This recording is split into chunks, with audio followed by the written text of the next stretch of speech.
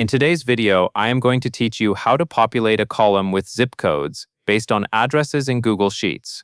Start by opening your Google Sheet that contains the address data. Typically, you will have a full address in a column, like column A, starting on row 2 under a header.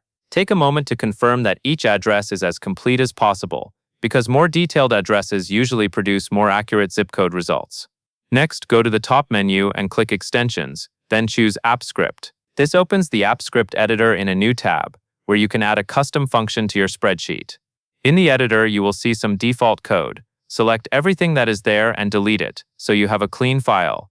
Now paste in a custom function named get_zipcode.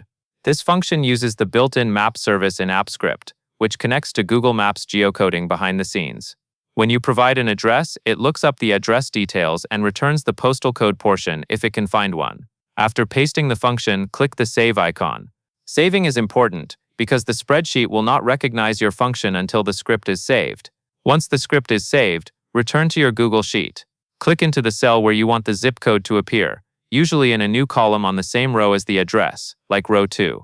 Then type the formula exactly like a normal spreadsheet function, equals get_zipcode, and inside the parentheses reference the address cell. For example, if your first address is in A2, you would enter equals get_zipcode, open parentheses A2, close parentheses, then press enter.